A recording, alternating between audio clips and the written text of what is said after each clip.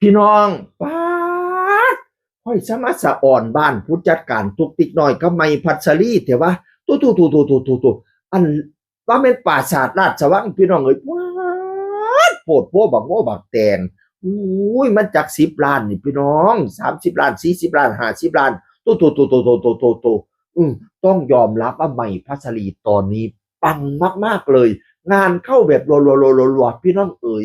นอกจากบ้านหลังนี้บ้านเรือนไทยก็มีนี่พี่น้องบ้านเรือนไทยแล้วไทยให้เบิ่งนั่นก็งามบัดนี้มาสร้างคฤหาสน์พี่น้องเอ๋ย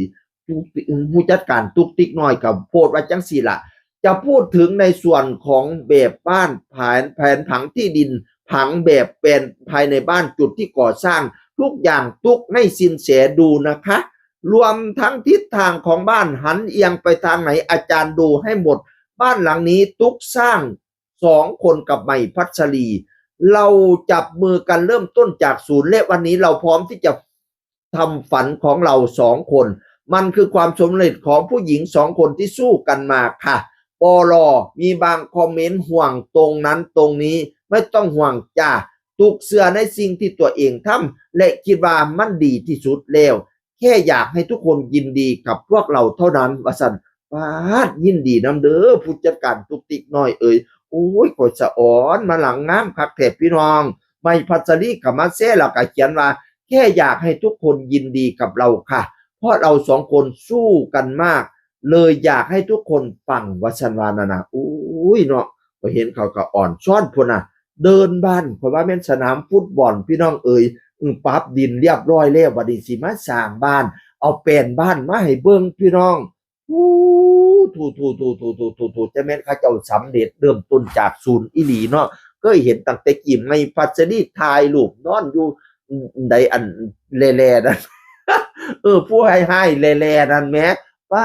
ดบ่นึกว่าเราสิมาฮอดหม้องนี้เนาะตอนนั้นก็ไปอยู่กับปฐมพี่น้องแสดงอยู่กับปฐมก็เล่นดีเด้อข่อยมักบทแล้วโกงดีเป็นตาหน่ายตอนไปอยู่ปฐมกับแอนอรดีจนว่าเขาเจ้าได้เป็นพี่เป็นน้องฮักแพงแบ่งปันกันบัดนี้ก็ต่างคนต่างออกมาเส้นทางของเจ้าของเนาะไม่พอสลีกระดังแอนกระดังเดี๋ยวนี้เขาเจ้าก็ฮักพร้อมกันคือเก่าบัดมาเฮ็ดล้ำสิ่งนี่โอ้ยปังเป็นตาหน่ายพี่น้องเอ๋ยคนสุดร่วมสมัยไม่พัสลีงานไปจนฮอดปี172แล้วสร้างบ้านวัดสันจักหลังแล้วบุบ้านอันเลี้ยนไทยก็สร้างบัดนี้ก็สิสร้างคฤหาสน์อีกโพดโพบักโมบักแตงบักโตนก็อยู่เย็นเป็นสุขเด้อให้ฮุงเฮียงเหลียงเหลี่ยมเด้อให้ปังให้ดังปังแล้วให้ปังอีกรวยแล้วให้รวยอีกอัน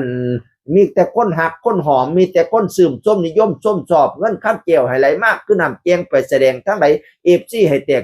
จนล้นอ้างสนามย่ำเจ้าขึ้นห้านให้โดดเด่นเทิงเวทีให้มีแต่คนหักคนส้มนิยมส้มเจ้าเงินค้ำให้ไหลเข่าล้นกระเป๋าแน่นอังให้ได้นั่งนับแป้งแรงเศร้าจนใหญ่มือเงินแสนให้ตกอยู่กลางบ้านเงินล้านให้ตกอยู่กลางเวทีกอบเอาโกยเอา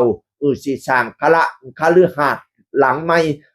ผู้ข้าสิมาขอก่อสร้างนพหาสน์ยันหินขอให้ฝูงนาโคยาได้เที่ยวทางนี้ผู้ข้ามาขอก่อสร้างนพหาสน์ยันหินขอให้เงินคำไหลลังมาป่านน้ำผู้ข้ามาขอก่อสร้างนพหาสน์ยันหินขอให้คนในเฮือนอยู่เย็นอย่าไม่ฮ้อนว่าบัดนี้พระเจ้าสิสร้างบ้าน